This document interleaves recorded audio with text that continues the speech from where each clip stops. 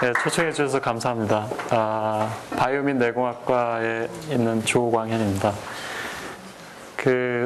사실은 오늘 초청을 받고 굉장히 저 스스로는 큰 안어라고 생각하고 있습니다. 여기 평소에 제가 제일 존경하는 우리 수학과 교수님들, 그리고 카이스트에서 제일 뛰어난 수학과 학생들 앞에서 이런 이야기를 할 수 있는 기회를 주셔서 감사드리고요. 저 스스로가 사실은 다시 태어나면 수학과 생물학을 공부하고 싶다는 생각을 하고 있습니다. 여기 실제로 보니까 그런 분이 한 분 계신 것 같은데, 오늘 짧은 시간 동안 시스템스 바이올로지에 대한 전반적인 아이디어를 좀 말씀을 드리고 이제 몇 가지 케이스 스터디에 대해서 설명을 드리도록 하겠습니다.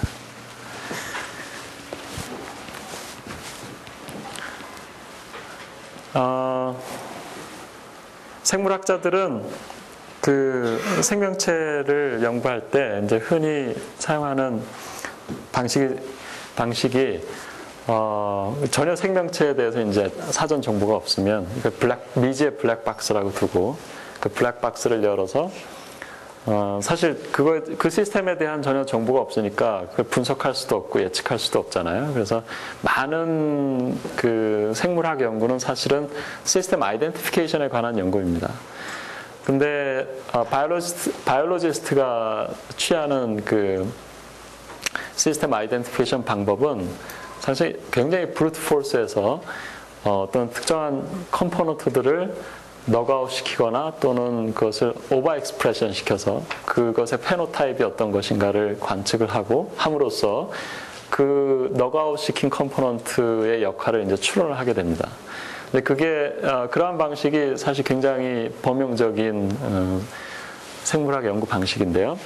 이 아티클은 2002년에 세포의 자살기자, 그러니까 에파토시스 메커니즘을 연구하는 한 생물학자가 쓴 에세이인데요. 거기서 이런 질문을 하고 있습니다. 예를 들어 이런 구형 트랜지스터 라디오가 고장이 났을 때 그것을 바이올로지스트가 어떻게 고칠 수 있을까? 아마 요즘은 이런 라디오를 구하기가 쉽지 않습니다. 요즘은 디지털 라디오를 뜯어보면 사실 전자공학 전공한 저로서도 사실은 고칠 수가 없어요. 왜냐면 싱글 칩만 들어있고 뭐 아무것도 사실 조작해볼 만한 게 없는데, 구형 트랜지스터 라디오를 뜯으면 아마 여러분들 그런 경험이 있으실지 모르겠는데 여러 가지 아날로그 컴포넌트들이 복잡하게 막 섞여 있습니다. 자, 그러면 바이올로지스트는 이 고장난 라디오를 어떤 식으로 고치느냐 하면 먼저 그랜트 프로포잘을 씁니다. 써가지고 그랜트를 확보하고 그 그랜트로 똑같은 라디오를 한 100개쯤 삽니다. 그래서 이제 그걸 뜯어서 이제 전혀 정보가 없기 때문에 이 컴포넌트를 하나씩 넉아웃 시킵니다. 이제 넉아웃 시켜가지고 그 페노타입이 내가 지금 가지고 있는 고장난 라디오와 얼마나 일치하는지를 이제 코릴레이션을 찾는 거예요. 그래서 어떤 뛰어난 포스닥이 예를 들어 여기 뭘 하나 뗐더니 이걸 넉아웃 시켰더니 이게 제대로 작동하지 않더라. 그래서 내가 가진 이 고장난 라디오랑 약간 비슷하다. 그러면 이제 여기 이름을 붙이는 거죠. Most Important Component, 아주 MIC 이런 식으로 붙이는 거예요.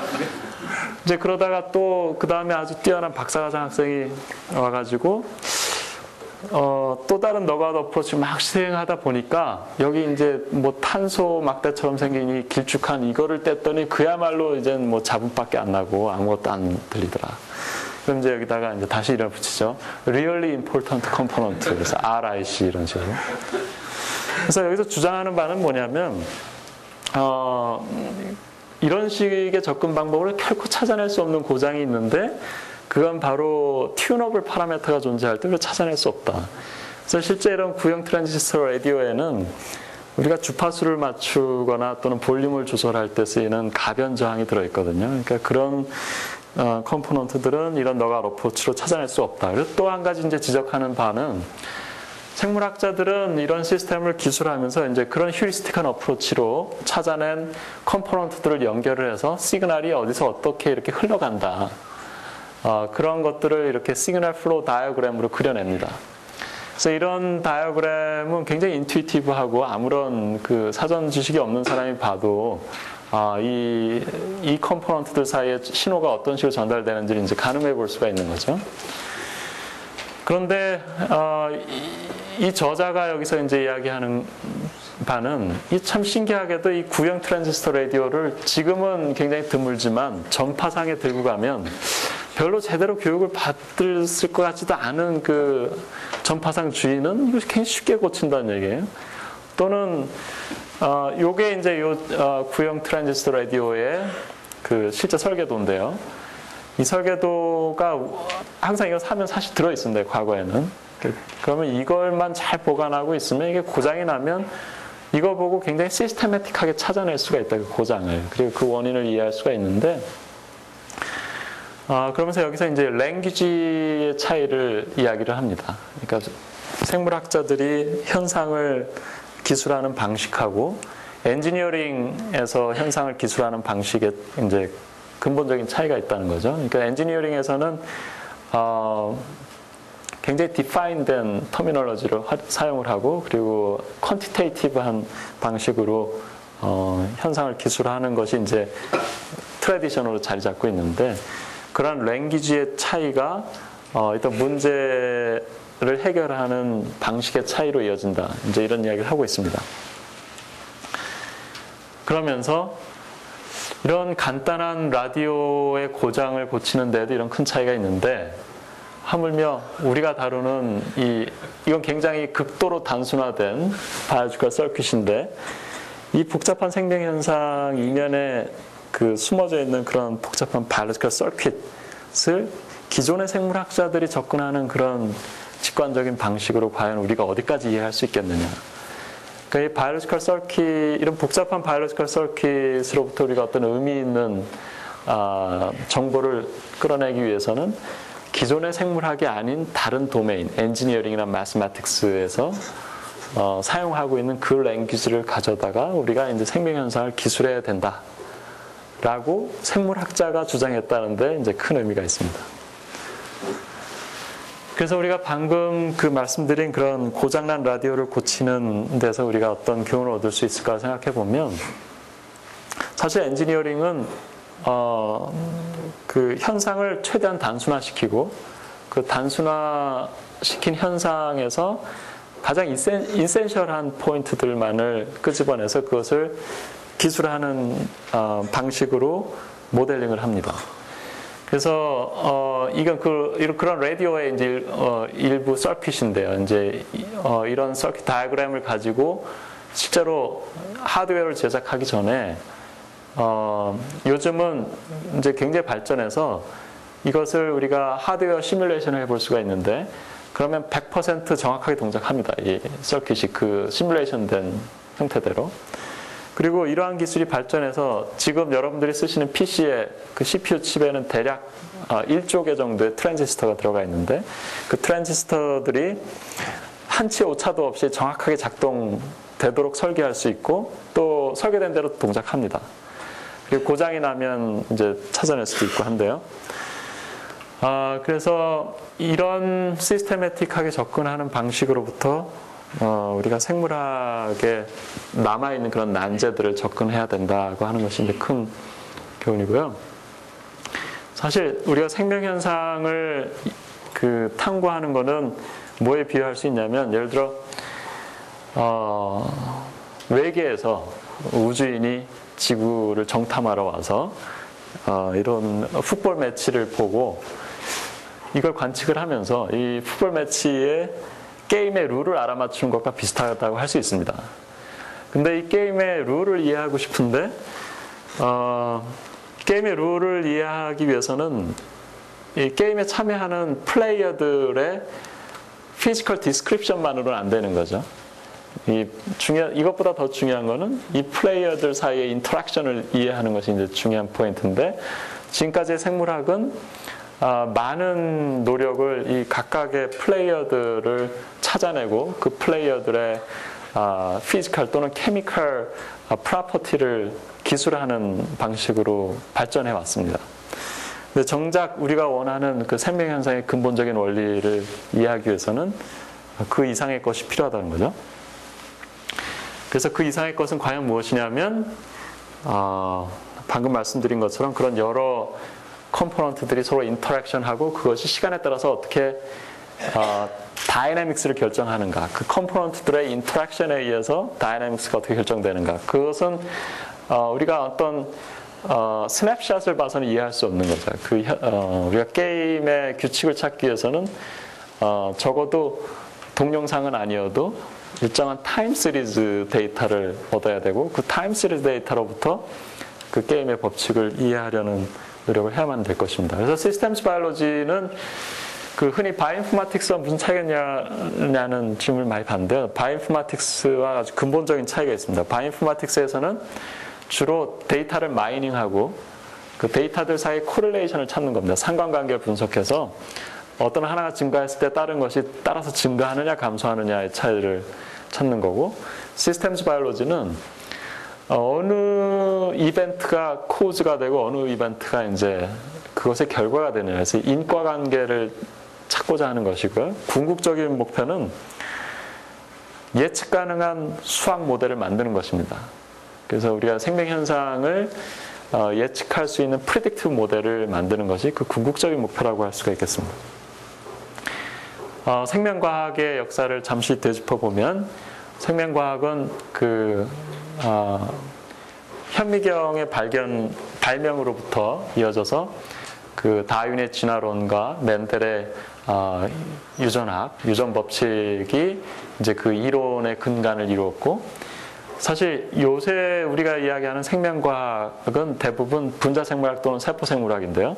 그런 몰레큘러 바이올로지의 역사는 그리 길지 않습니다. 1956년에 왓슨과 크릭이 DNA 스트럭처를 규명해냄으로써 지난 이제 한 50년 동안 현재까지 이런 괄목할 만한 성장을 이루었다고 볼 수가 있겠고요. 그러면서 1990년대 말렵에 아주 큰 급격한 변화들이 생겨났습니다. 그것이 무엇이냐면 기술의 발전에 의해서 동시다발적으로 매우 정량적인 데이터 측정이 가능해졌고요. 그것이 소위 오믹스라고 하는 새로운 학문을 창출하게 됐습니다. 그래서 오음이라고 하는 것은 이제 전체라는 뜻의 점이었기 때문에 그것을 유전자 수준에서 봤을 때 이제 지놈, 그리고 지놈을 다루는 학문을 지노믹스, 그다음에 이제 프로테인을, 그러니까 단백질을 동시에 다루는 건 프로테옴, 그것을 다루는 학문 프로테오믹스, 이런 식으로 여러 단계별로 이런 동시다발적으로 대량의 데이터, 하이스루프 테크놀로지가 발전하게 되었는데, 그러다 보니 이제 어떤 문제가 생겼냐면 그렇게 동시다발적으로 많은 데이터를 측정하게 되었지만 정작 이제 새로운 문제가 대두되게 된 거죠. 그래서 어떻게 해석할 것이냐. 그래서 이제 바이오인포마틱스가 등장을 해서 컴퓨터, 우리 인간의 직관으로 도저히 이제 설명하기 어려워졌으니까 컴퓨터의 도움을 받아서 코릴레이션을 분석을 해서 우리가 좀 유용한 정보를 얻어보자 하는 것들이 이제 20세기 말엽에 일어났고요. 근데 이러한 학문은 이미 상당히 세츄레이션 돼서 대부분 이제 통계와 그 전산학에 이제 기반해가지고 그런 상관관계 분석을 하는 많은 알고리즘들이 개발되어졌고 이미 툴화됐습니다. 그래서 이제 잘 이런 영역이 이스태블리시 됐고요. 그런데 정작 우리가 알고 싶은 것은 그런 상관관계 분석에서 끝나는 것이 아니고 그 복잡해 보이는 생명현상 이면에 정말 그 현상을 지배하고 있는 지배 법칙이 무엇인지 그 디자인 프린시플을 이해하고자 하는 것이 궁극적인 목적이 되었고, 그것은 기존의 생물학 연구 방식만으로는 결코 풀 수 없다. 그래서 그렇게 하기 위해서는 기존의 물리학이나 수학이나 공학 등과 같은 다른 학문 분야에서 잘 발달되어진 그런 이론적인 접근과 결합시켜야 된다. 그래서 그런 학제간 융합 분야로서 시스템스 바이올로지가 이제 생겨나게 됐습니다. 근데 이러한 아이디어는 사실 역사적으로는 결코 새로운 것은 아니었습니다. 이미 1929년에 캐논이 셀룰라 시스템 굉장히 잘 레귤레이트 되어 있는 시스템이고 호메오스테이시스를 유지하기 위해서 그 피드백 레귤레이션이 아주 중요한 요소다라고 이미 언급한 데서 기원을 찾을 수가 있고요. 시스템스 바이올로지라고 하는 키워드 자체는 이미 1968년에 그 유고슬라비아의 미하일로 메사로비치라고 하는 박사가 저술한 책에서 이미 시스템스 바이올로지를 정의하고 있습니다. 그래서 미래의 생명과학은 지금의 생물학과 굉장히 다른 모습일 것이다. 그러니까 미래의 생명과학은 수학과 공학, 물리학, 생물학의 융합 학문이 될 것이다 라고 이미 40년 전에 책에 기술한 바가 있습니다. 근데 그 당시에 이렇게 앞서서 개념을 정의했음에도 불구하고 당시의 기술 수준으로는 이런 연구를 할 만큼의 정량적인 측정이 불가능했었거든요. 그래서 한동안 이제 역사 속에 파묻혀 있다가 지난 수십 년간 이제 기술이 발전해서 우리가 많은 그 피지올로지컬 피노미나를 그 진 익스프레션과 연관지어서 설명할 수 있을 만큼의 정량적인 측정이 가능해졌고, 또 한 가지 큰 시대적인 흐름은 그 20세기를 지나면서 현대과학의 큰 화두가 이제 복잡한 시스템으로 이제 관심을 가지게 되었습니다. 근데 그러한 복잡계의 대표적인 예로서 이런 생명 현상에 관심을 가지게 되었고, 이러한 두 가지 배경 하에서 시스템스 바이올로지 다시 리이머지 했다라고 볼 수가 있겠습니다. 그 시스템스 바이올로지의 어원은 시스템이 아니고 시스템스 바이올로지라고 부르는 이 어원은 이제 시스템스 티어리 플러스 몰레큘러 앤 셀 바이올로지입니다. 그래서 이제 시스템스 바이올로지라고 부르고요. 그래서 이 시스템스 바이올로지의 그 센트럴 도그마라고 할 수 있는 것은 과연 이 분자나 세포 수준의 어떤 다이내믹 인터랙션이 이런 그 생명의 기능을 결정짓는가. 그러니까 그것을 탐구하는 것이 이제 시스템스 바이올로지고, 이제 두 가지 키 퀘스천은 그 세포 내부의 요소들이 서로 어떻게 인터랙션해서 그 구조를 결정짓고 그리고 세포의 기능을 결정하는가, 또 셀룰라 레벨에서는 그 셀들이 어떻게 서로 인터랙션해서 또 하이어 레벨의 오거나이제이션을 형성하는가, 그런 것들에 대한 질문을 던지고 있습니다. 그래서 시스템스 바이올로지는 다분히 학제간 융합 분야이고, 그래서 이런 다양한 종류의 실험을 이용할 뿐만 아니라 이것들을 통합해서 어떻게 매스매티컬 모델을 만들고 그것을 컴퓨터 시뮬레이션을 통해서 분석하고, 대부분 비선형 시스템이기 때문에 우리가 어널리틱하게 접근하는 데는 큰 한계가 있습니다. 그래서 그런 뉴메리컬 어널리시스를 통해서 우리가 원하는 답들을 어떻게 찾아낼 것인가, 이제 그런 어프로치가 필요하고요. 그래서 여기에는 뭐 여러 가지, 먼저 데이터 테크놀로지가 필요하고, 그다음에 이제 무엇보다 개념적인 틀을 확립하는 게 또 중요하고, 그 과정에서 이제 포멀리즘으로 매스매티컬 모델링이 아주 중요한 요소를 차지하고 있습니다.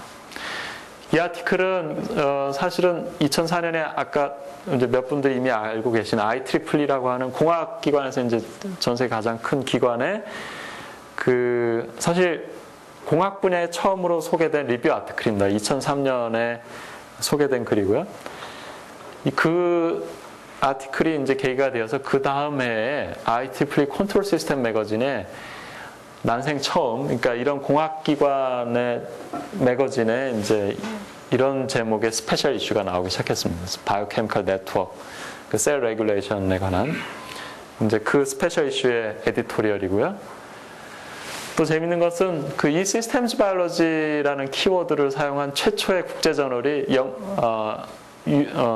IEEE는 이제 미국 중심의 공학기관이고요. 여기 유럽 중심의 공학기관은 IEEE인데, 그 공학 인스티튜션에서 처음으로 이 시스템스 바이올로지라는 타이틀의 저널이 이제 출판되게 되었습니다. 2004년 그때 에디토리얼이고, 아까 말씀드린 그 미하일로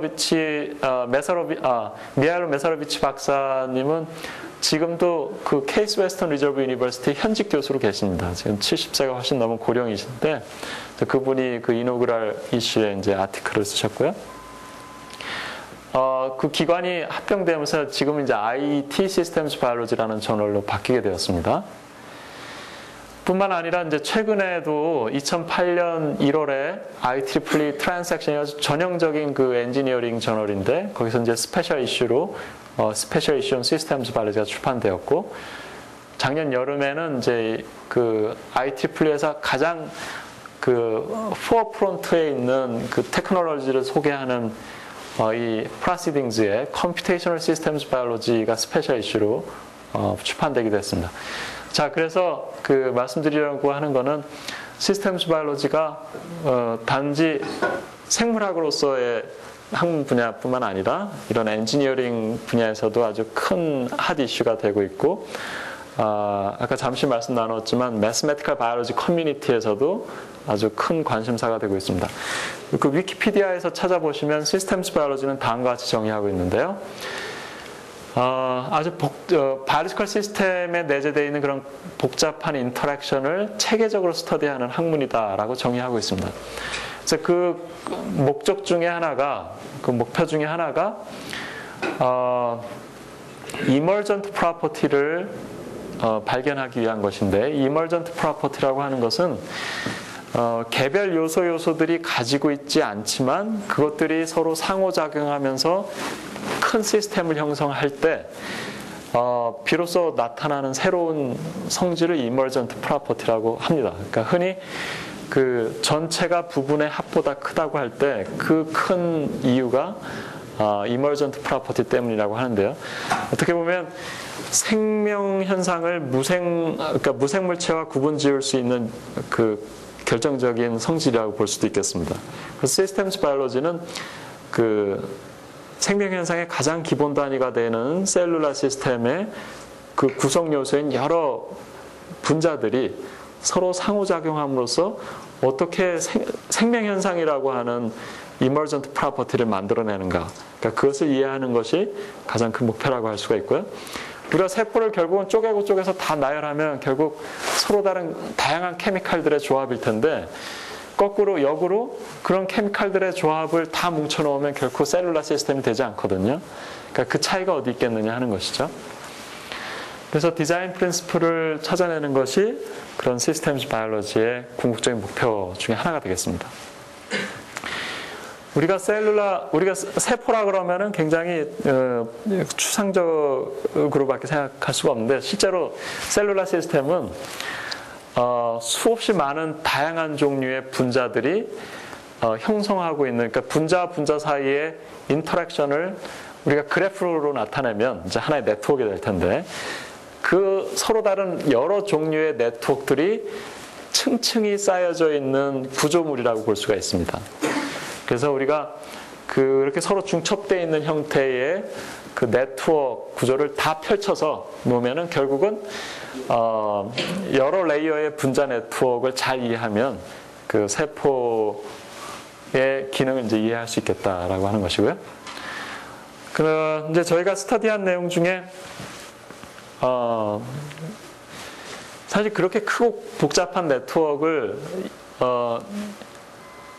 분석적으로 이해할 수 있는 방법은 많지 않죠. 그래서 이런 복잡한 네트워크를 이해하려고 하는 그 노력 중에 어떤 접근법이 있느냐면, 만약에 저게 동일한 숫자의 랜덤 네트워크, 그러니까 동일한 그 노드를 가지는 랜덤 그래프와 비교했을 때 유난히, 그러니까 통계적으로 더 유의하게 많이 나타나는, 빈번히 나타나는 그 서브 네트워크의 구조가 존재한다면 우리가 그것을 네트워크 모티프라고 정의하고, 그 네트워크 모티프의 실제 동력학적 성질이 무엇인가를 이해하면 그것들의 조합으로 구성된 더 큰 컴플렉스 네트워크도 이해할 수 있을 것이다 라고 하는 취지에서 그런 네트워크 모티프를 스터디하게 됩니다. 근데 그런 네트워크 모티프들 가운데 이제 저희가 관심 있게 본 거는 피드백 룹인데요. 피드백 룹은 물론 우리가 굉장히 직관적인 거기 때문에 잘 스터디가 되어 있고, 그 기능에 대해서도 이미 많이 알려져 있습니다. 예를 들어 그 네거티브 피드백은 호메오스테시스를 유지하는 데 굉장히 중요한 역할을 한다. 포지티브 피드백은 그 서로 다른 여러 개의 스테이블 포인트를 가지게끔 해준다. 그래서 그럼으로써 이제 멀티 스테이셔너리티를 유발한다. 이런 성질들은 이렇게 잘 알려져 있습니다. 그래서 이 피드백 룹은 이 네거티브 인터랙션의 개수에 따라서 그것이 홀수면 이제 네거티브 피드백, 짝수면 포지티브 피드백 이렇게 구분할 수가 있고요. 그래서 앞서 말씀드린 바와 같이 싱글 피드백 룹의 역할은 우리가 굉장히 잘 이해하고 있는데, 예를 들면 뭐 이 positive 피드백은 시그널을 증폭시키고 반응의 속도를 늦추고 그 바이스테빌리티 특성을 유발하거나 또는 히스테레시스 현상을 유발하거나, 반면에 네거티브 피드백은 그 호메오스테이시스를 유지시켜서 어떤 서스테인드 오실레이션, 그러니까 리밋 사이클에 수렴하게 만들거나 또는 어떤 스테이블 포인트로 항상 그 애티뉴에이션 되게끔 하거나, 또는 외부에 그 자극의 변화가 있으면 시그널 어댑테이션 또는 노이즈 필터링 뭐 이런 등등의 역할을 한다는 것은 이미 잘 알려져 있습니다. 근데 이제 여기 몇 가지 예를 보여드리면,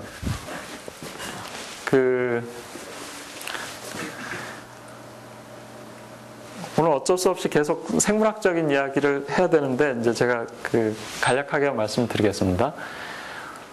요거는 이제 세포의 세포막을 나타내는 거고요. 세포는 세포막 표면에 그 센서에 해당하는 리셉터 프로테인들이 쫙 포진하고 있어서 외부에서 자극이 들어오면 그 시그널을 그 리셉터 프로테인이 인지를 하고, 그 인지된 시그널을 내부의 여러 단계의 복잡한 그 시그널링 프로테인의 컨센트레이션을 변화시키면서 그 신호를 막 전달해서 결국 핵 안에 있는 유전자에 그 정보를 전달합니다. 그러면 그 신호를 받은 유전자는 거기에 대한 반응으로서 어떤 단백질을 만들어내거든요.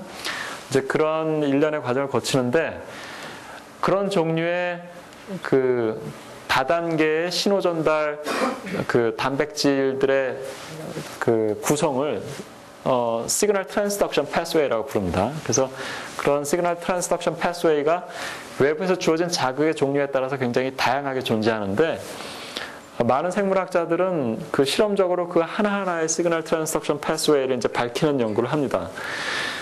근데 그러다 보니 지금까지 이제 굉장히 많은 것들이 밝혀졌는데요. 근데 어떤 한 시그널 패스웨이는 독립적으로 각각의 시그널을 이렇게 전달하는 것으로만 사람들이 여겼었는데, 이제 최근에 몇 가지 결과에 의해서 그렇지 않고 서로 다른 종류의 패스웨이 사이에 크로스톡이 존재한다는 이제 간접적인 정황들이 이제 밝혀졌습니다. 그래서 저희가 한 케이스 스터디 중에 그러한 종래에는 서로 완전히 다른 시그널링 패스웨이로 알고 있었던 것들 사이에 크로스톡이 존재하고, 그 크로스톡을 다 묶어서 그려보니까 이게 공교롭게도 파지티브 피드백을 형성해서 어느 한쪽 신호 전달 경로의 시그널이 이 파지티브 피드백에 의해서 증폭돼 가지고 다른 시그널링 패스웨이에도 신호를 전달하고 결국 뜻하지 않은 결과를 낳을 수 있다. 이제 그런 스터디를 한 내용이 있는데요. 여기 보시면 이제 두 가지 패스웨이가 있습니다. 여기. 그래서 이 윈트라고 하는 자극은 보통 세포의 이제 증식에 관련된 자극인데요. 그리고 이제 대장암에도 크게 관련이 되어 있는 신호 전달 물질입니다. 그래서 외부에서 윈트 시그널을 받으면 신호가 이렇게 쭉 전달이 돼서 이 베타카테닌이라고 하는 물질이 핵 안으로 들어가서 이것이 계속 쌓이면 이 유전자를 트랜스크립션해서 이 유전자가 그 세포의 증식, 프롤리퍼레이션에 관련된 단백질들을 만들어내게 됩니다. 반면에 이 EGF, 이 ERK 패스웨이라고 하는 것도 대부분의 암에 공통적으로 발현이 되는 신호 전달 경로로 알려져 있는데요. 이 각각은 이제 제가 말씀드린 그런 역할을 합니다. 근데 이 두 패스웨이 사이에 이제 저희가 같이 공동 연구하는 이 발터 콜치 교수 연구실과 공동 연구를 통해서 실제로 이제 저희 스스로가 이런 그 크로스톡이 존재한다는 것을 증거들을 찾아냈고, 그것들을 모아서 그려보니까 이 두 패스웨이 사이에 이런 파지티브 피드백이 하나가 형성이 되더라. 그래서 이거를 이제 매스매티컬 모델을 만들어서 컴퓨터 시뮬레이션을 해보면 어떤 임플리케이션을 가지느냐 하면, 아까 말씀드린 그 외부의 윈트 시그널이 전혀 없을 때에는 여기 검은색 선으로 표현된 것이 어떤 뮤테이션이 생긴 상황이고, 여기 그 잘 보이지 않는 희미한 점선으로 표시된 것이 정상인 노말인 경우거든요. 근데 외부에 자극이 없을 때에는 정상인 경우나 또는 어떤 그 마이너한 뮤테이션이 생긴 경우에 모두 다 요 아까 말씀드린 그 세포의 증식 신호 베타카테닌이나 얼크 그 신호 전달 물질의 양이 어느 레벨의 값으로 잘 조절되고 있는 것을 알 수가 있습니다. 근데 외부에서 이런 윈트 시그널과 결합이 되면 이 파지티브 피드백이 그 시그널의 역할을 증폭시켜서 외부의 신호가 차단된 이후에도 이 뮤테이션이 있는 경우에는 그 프롤리퍼레이션을 계속 지속하는 스테이터스를 유지함으로써 캔서를 유발할 수 있다라는 그런 정황을 이제 찾아서 새로운 가설로 이제 제시를 하게 되었습니다. 근데 방금 말씀드린 그런 패스웨이, 그 얼크 패스웨이를 좀 더 자세히 들여다보면 신호가 여기서 이렇게 쭉 캐스케이드로 전달이 되는데 이 도중에 이 그 라프라고 하는 요 신호 전달 단백질에만 셀렉티브하게 바인딩하는 그 이니비터 프로테인이 있거든요. 라프 카이네이즈 이니비터 프로테인이라고 하는 것이. 근데 그것은 다시 이 신호가 끝까지 전달이 되면 이것을 다시 그 인산화시켜서 이 컴플렉스를 떼어냅니다. 그래서 요게 하나의 파지티브 피드백을 형성하고 또 이 바깥쪽에 빨간색 점선으로 연결된 게 네거티브 피드백을 형성하거든요. 그래서 이 이 패스웨이를 보면은 싱글 캐스케이드가 있고 그다음에 파지티브 피드백 그리고 네거티브 피드백이 이렇게 서로 중첩된 구조를 가지고 있습니다. 그래서 그 각각의 피드백의 역할을 이제 찾아내기 위해서 이제 실험 데이터를 기반으로 저희가 매스매티컬 모델을 만들어서 시뮬레이션을 해보면 이 파란색 실선이 이제 이 비교의 기준이 되는 컨트롤이고요. 이 파지티브 피드백을 잘랐을 때 그 시뮬레이션을 해보면 이렇게 신호의 증폭이 굉장히 저해되고 반면에 네거티브 피드백을 블락킹하면 이런 식으로 오실레이션이 사라진다는 것을 이제 알 수가 있었습니다. 요거는 그 아까 중간 단계에 그 라프에만 특정적으로 반응하는 그 이니비터리 프로테인의 농도를 증가시켜 가면서 중요한 신호 전달 물질인 맥, 얼크, 그 다음에 라프 등의 프로파일을 이제 본 것인데 알킵의 농도를 증가시키면서 보면 이 두 프로테인의 농도는 이렇게 크게 저하가 되고 왜냐하면 라프가 알킵이 라프에만 셀렉티브하게 바인딩함으로써 그 다운스트림에 있는 시그널들을 차단하기 때문에 이렇게 되는 거거든요. 반면에 그 업스트림에 있는 시그널은 아까 종단에 있는 네거티브 피드백이 제대로 작동을 하지 않아서 반대로 증가하는 것을 알 수가 있고요. 이번에는 그 중간 단계 시그널부터 그냥 계속 컨스턴트하게 입력을 주고 전체를 시뮬레이션해서 보면 알킵을 증가시켜가면서 보았을 때 이렇게 아주 스위칭 현상이 일어나는 것을 이제 알 수가 있습니다. 그래서 방금 그 끝에 설명드린 그 스위칭 현상을 자세히 보기 위해서 정상인 경우와 비교해서 파지티브 피드백이 없을 경우에는 이와 같이 이제 그런 스위칭 현상이 사라진다는 것을 이제 확인한 것이고요. 반면에 네거티브 피드백을 점차 없애면 이렇게 오실레이션 현상이 둔화되는 것을 알 수가 있었습니다. 자, 그래서 지금까지 그냥 간단하게 말씀드린 거는 그런 파지티브 피드백 또는 네거티브 피드백이 각각 무슨 역할을 하는지 이제 설명을 드린 건데 사람의 경우에 우리의 세포를 떼내가지고 그 세포 안에 있는 그런 시그널링 프로테인들이 서로 인터랙션을 하는 것을 죄다 나열을 해서 맵을 그려보면 그 맵에는 굉장히 많은 피드백 룹들이 사실 존재하는데 그 피드백 룹들이 재미있게도 파지티브 피드백이나 네거티브 피드백이 아이솔레이트돼서 존재하지 않고 대부분 커플드된 형태로 존재한다는 것입니다. 그래서 실제로 그 조사 분석을 해보면 대부분 커플링 되어 있고 그러니까 대략 평균적으로 적어도 적어도 하나의 피드백 룹이 250개의 서로 다른 피드백 룹과 적어도 한 노드 이상에서 커플링 되어 있다. 한 노드 이상을 공유한다는 거 그래프에서. 반면에 완전히 아이솔레이트 되어 있는 피드백 룹은 단 하나도 존재하지 않는다는 것이고요. 그 분포를 보면 더 재미있게도 파지티브 피드백 룹은 대부분 파지티브 피드백 룹과 이렇게 커플링된 형태로 존재하고 네거티브 피드백은 네거티브 피드백 또는 그 두 개의 비율이 반반 정도 되는 것들이 상당히 있고 그 중간 정도의 애매한 비율은 그렇게 많지 않습니다. 그래서 이제 관심을 가지게 된 거는 피드백 룹이 무슨 역할을 하는지 이제 굉장히 명확한데 왜 그게 이렇게 리던던트하게 중첩된 구조로 존재할까? 그래서 그걸 탐구하기 위해서 이제 파지티브 피드백과 파지티브 피드백이 중첩될 수 있는 모든 가능한 구조를 가장 단순하게 나열해보고 네거티브 피드백, 네거티브 피드백, 그다음에 파지티브 피드백, 네거티브 피드백이 커플링되어 있는 경우들을 모두 나열해서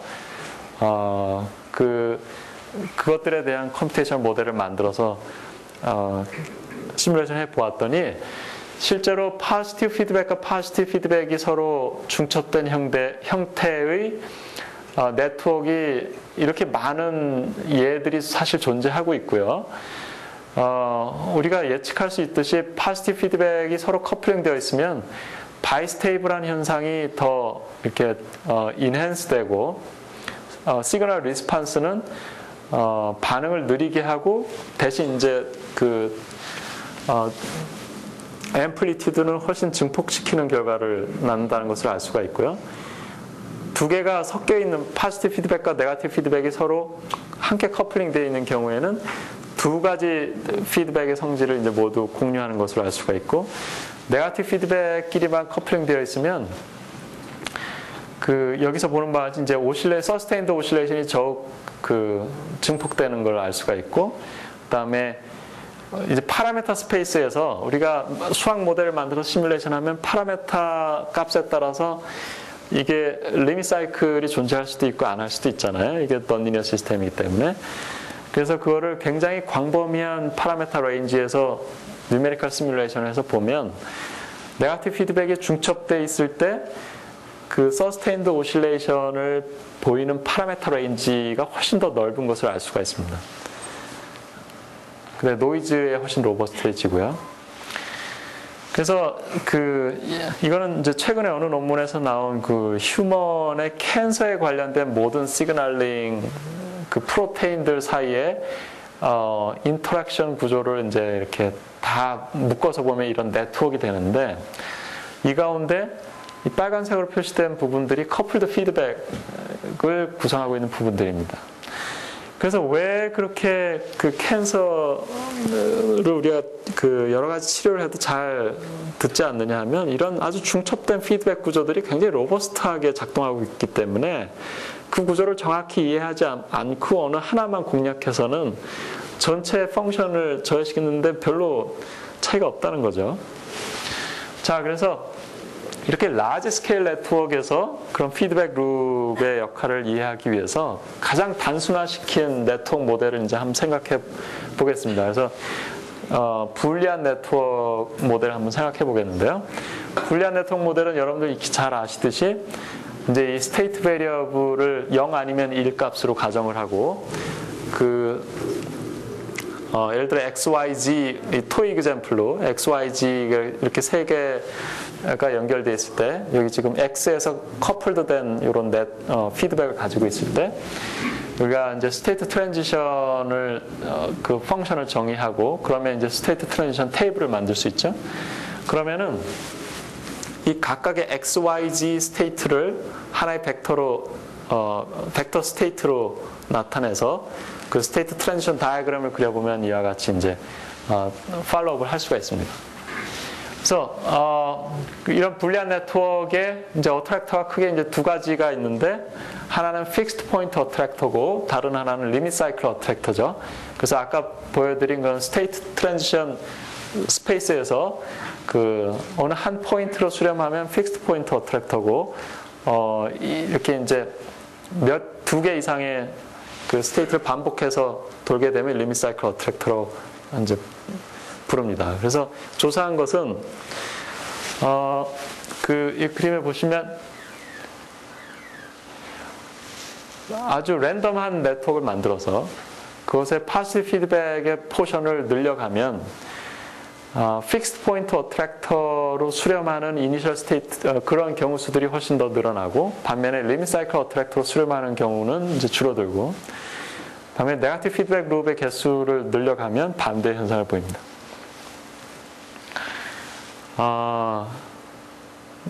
이러한 것들이 네트워크의 로버스트니스와 무슨 관련이 있는가 이제 생각해 보려고 하는데요. 로버스트니스라고 하는 것은 뭐 우리가 직관적으로 잘 이해하고 있지만 좀 정량적으로 정의하기 위해서 로버스트니스는 흔히 이제 어떻게 우리가 받아들이고 있냐면 어떤 시스템에 또 내부 또는 외부에서 어떤 퍼터베이션을 줬을 때 원래 펑션을 잘 유지하느냐, 얼마만큼 잘 유지하느냐에 대한 매저인데요. 예를 들어서 조금 전에 보여드린 discrete state space에서 보면은 이 두 번째 스테이트의 이니셜 값을 0에서 1로 바꿔주더라도 결국 같은 스테이트에 도달하기 때문에 이 시스템은 이 두 번째 스테이트의 이니셜 값의 퍼터베이션에 로버스트하다는 결론을 낼 수가 있고요. 반면에 이 첫 번째 스테이트의 이니셜 값을 바꿔주면 다른 어트랙터로 수렴을 하게 됩니다. 그래서 이런 경우에는 이 첫 번째 스테이트 베리어블의 이니셜 스테이트 퍼터베이션에 로버스트하지 않다. 그래서 전체 네트워크의 로버스트니스 정도를 이런 것들의 이제 평균화된 값으로 우리가 정의를 해보겠습니다. 자, 그런 개념을 가지고 조사를 해보면 피드백 룹의 개수를 증가시키면 로버스트니스는 증가하고 어트랙터의 개수는 줄어든다는 것을 알 수가 있었습니다. 로버스트니스뿐만 아니라 이제 각각의 그 스테이트들이 얼마나 기능적으로 중요한가를 이제 체크를 해보려고 하는데요. 그러니까 그 각각의 스테이트가 그 주변의 그 피드백 룹을 얼마만큼 어태치하고 있느냐의 정도와 그리고 전체 네트워크 차원에서의 펑셔널 임포턴스를 연관짓기 위해서 이 간단한 예를 한번 보여드렸는데 여기 보시면은 첫 번째 아까 좀 전에 말씀드린 바와 같이 첫 번째 포지션에 이제 퍼터베이션을 줬을 때 다른 어트랙터로 수렴하는 경우가 이 경우는 이제 몽땅 다 다른 어트랙터로 수렴을 하고요.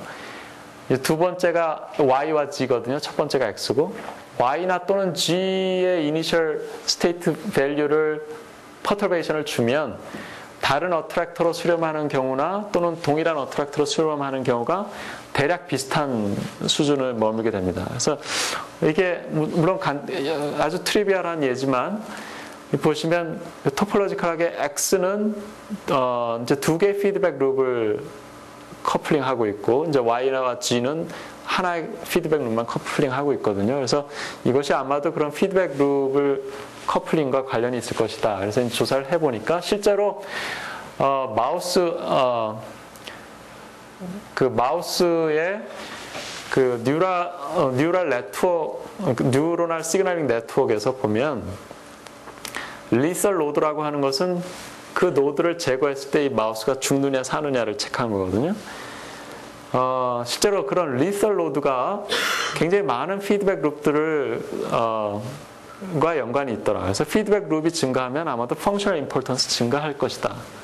라고 이제 생각을, 이거는 이제, 그래서 이런, 모티베이션을 가지고 아주 랜덤 불리한 네트워크를 많이 만들어서 시뮬레이션 해보면 좀 전에 설명드린 그런 정의 하에서 이런 결과를 얻을 수가 있고요.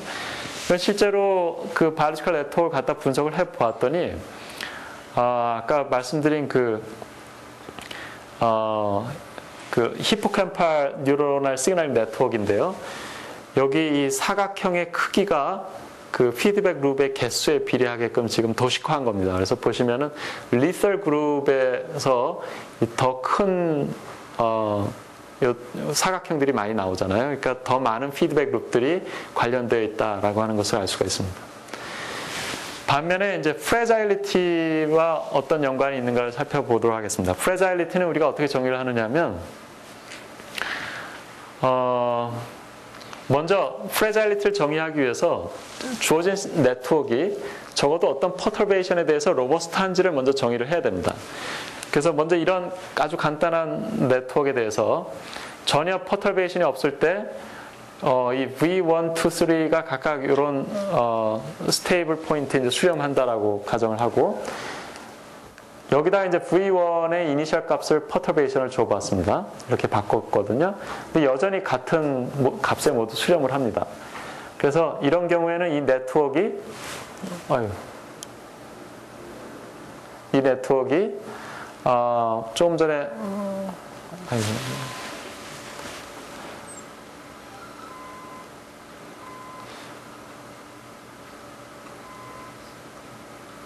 네, 죄송합니다.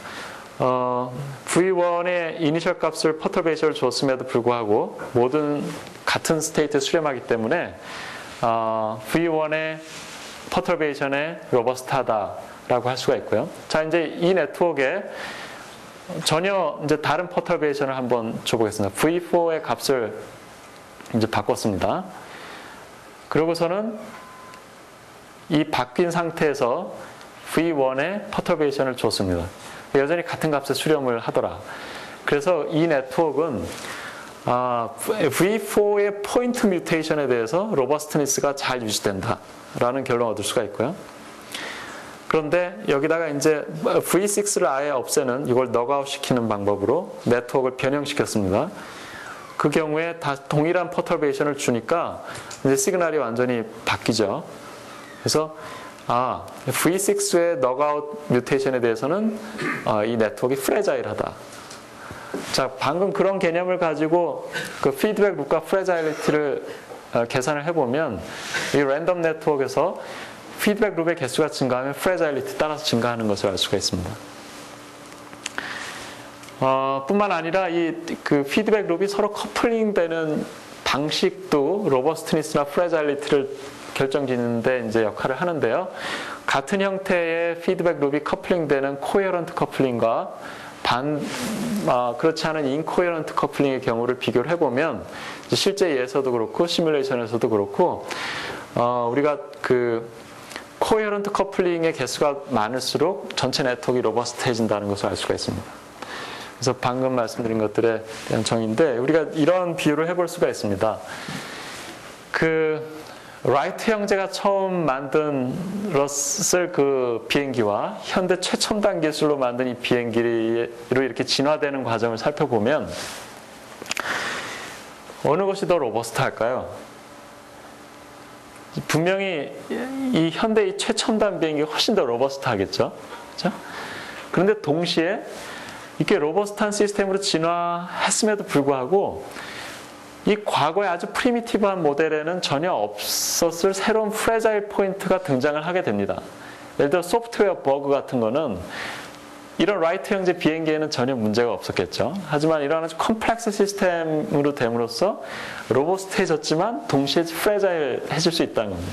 그래서 네트워크가 아주 복잡하게 진화가 됨으로써 그 과정에 이제 피드백 룹이 로버스트니스를 증가시키는 데 기여도 하지만 동시에 프레자일 포인트를 새로 인트로듀스 할 수 있다는 것이고요.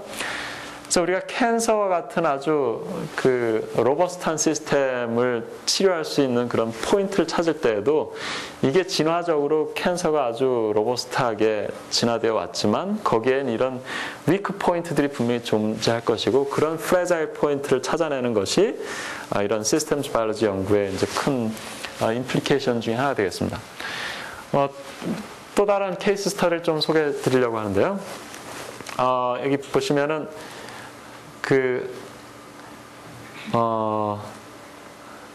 면역학을 연구하는 분들에게 아주 단골 메뉴인 하나의 신호 전달 경로인데 이름이 조금 복잡합니다. NF-kappa-B 시그널 패스웨이라고 부릅니다. 이 NF-kappa-B 패스웨이가 많이 스터디되는 이유 중에 하나는 분명히 하나의 패스웨이인데 굉장히 다양한 반응들을 유발을 하고 그리고 그 메커니즘이 아직 단순함에도 불구하고 잘 이해되지 않고 있습니다. 뭐냐면 NF-kappa-B는 외부에서 TNF-알파라고 하는 여기 이제 그리지 않은 요 윗부분에 세포의 세포막 부분에서 자극을 인지하면 시그널이 쭉 캐스케이드로 내려오다가 IKK까지 시그널이 전달되면 평상시에는 NF-kappa-B가 I-kappa-B라고 하는 것에 이렇게 꽉 묶여 있거든요. 컴플렉스 형성하고 있다가 신호가 들어오면 이 I-kappa-B가 포스포레이션 돼서 떨어져 나가고 NF-kappa-B가 이제 자유롭게 돼서 그 NF-kappa-B가 핵 안으로 들어옵니다.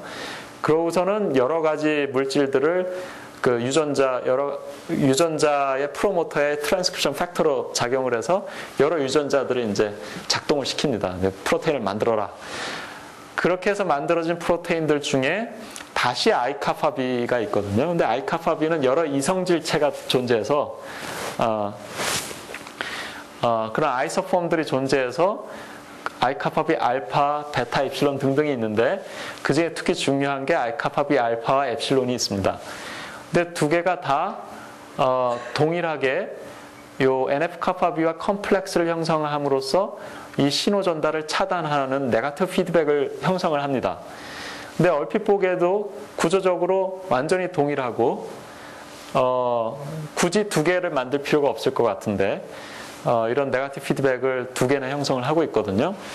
그래서 얼핏 생각하면 이게 아주 굉장히 중요한 네거티브 피드백이기 때문에 만약에 어느 하나가 고장이 나면 다른 건 하나의 백업 스위치로 작용을 할 것이다 라고 생각할 수도 있는데 그렇지 않은 정황들이 있습니다. 그래서 여기 두 가지 퀘스천이 있는데 첫 번째는 NF-카파비 패스웨이는 다양한 반응들을 유발하는데 재밌는 거는 그 반응들 중에 전혀 서로 상반된 반응들이 있습니다. 어떤 경우에는 세포의 증식을 유발하고 어떤 경우에는 세포의 사멸을 유도합니다. 첫 번째 질문은 어떻게 동일한 패스웨이가 서로 다른 작용을 유발할 수 있을까? 두 번째 퀘스천은 조금 전에 보여드린 이 네거티브 피드백을 형성하는 이 아이카파비 알파 입실론 두 개의 아이소폼들이 정확하게 같은 구조를 가지고 있는데 왜 두 개나 존재할까? 이제 그걸 다시 도식화한 것입니다. 완전히 시메트릭하죠. 근데 이게 리던던트하지 않다고 이제 생각이 되는 이유는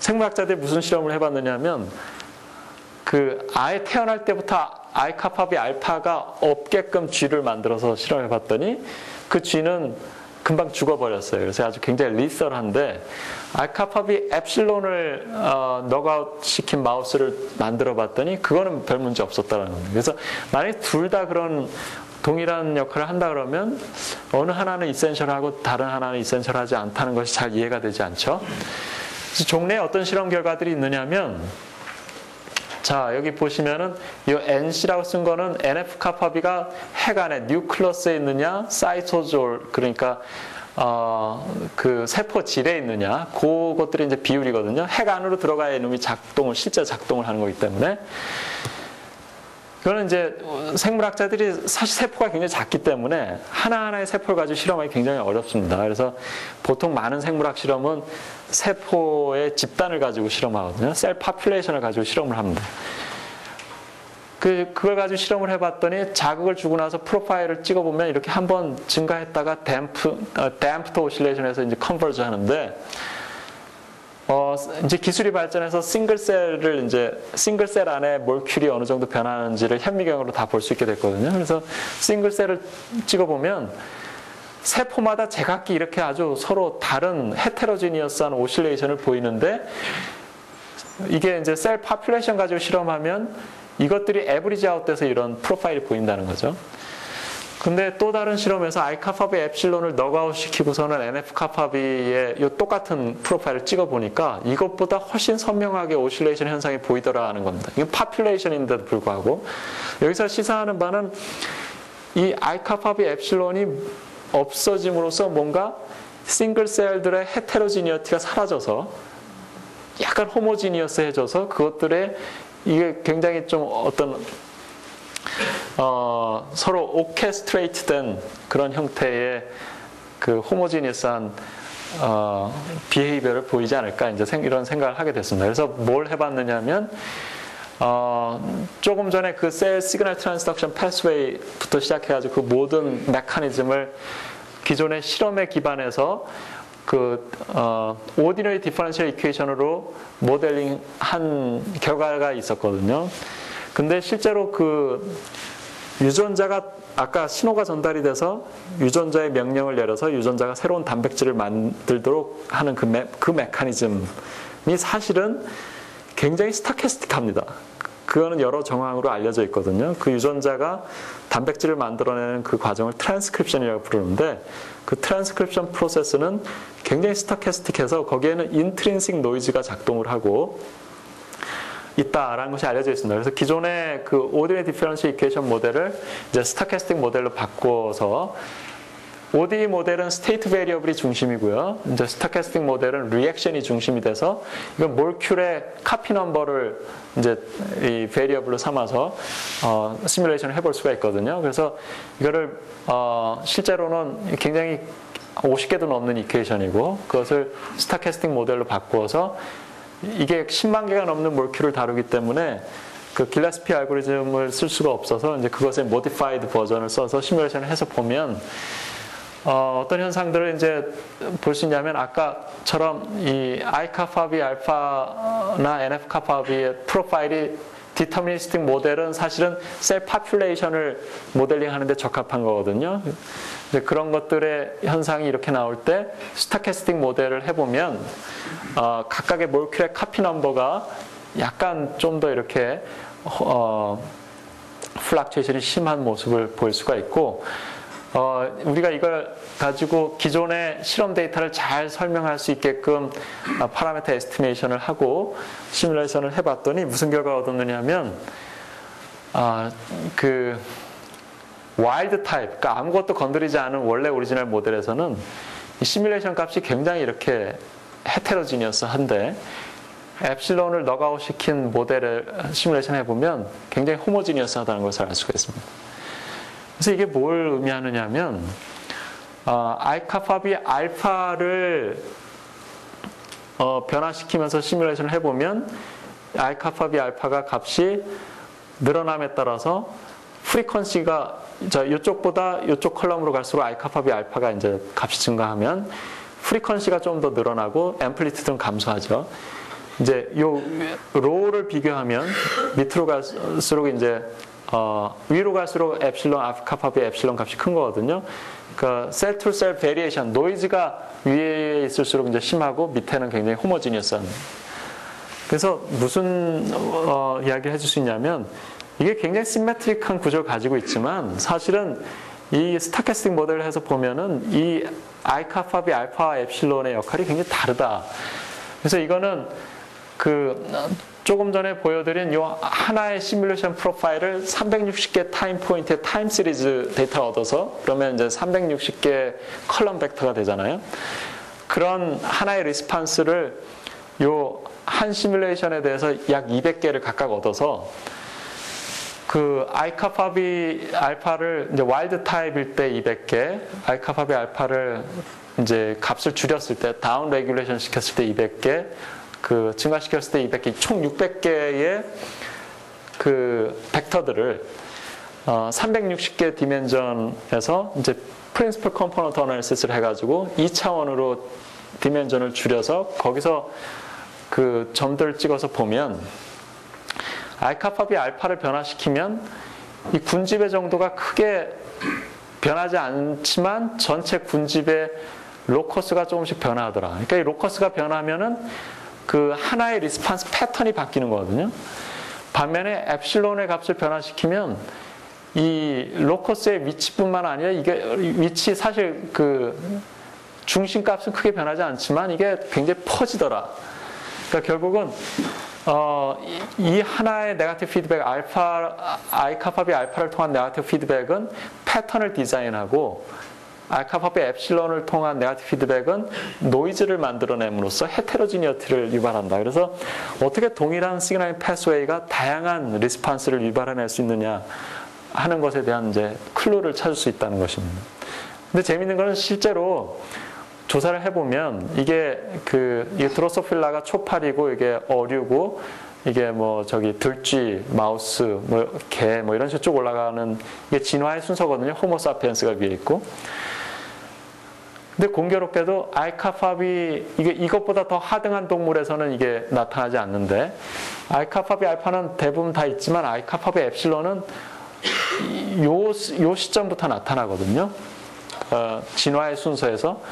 근데 이 어댑티브 임뮤니티가 뭐냐면 우리가 태어날 때부터 가지고 있는 임뮤니티가 있고 자라면서 다양한 환경에 접촉하면서 만들어지는 이뮤 시스템이 있는데 어댑티브 임뮤니티는 헤테로지니어티가 굉장히 중요하거든요. 셀이 굉장히 헤테로지니어스한 반응을 가지고 있어야만 전혀 알 수 없는 새로운 외부 항원에 대해서 항체를 만들 수 있기 때문에 그것이 출현하는 시점과 굉장히 일치한다. 그래서 진화적으로도 그런 헤테로지니어티를 스타캐스틱 시뮬레이션을 잘 표현할 수 있다.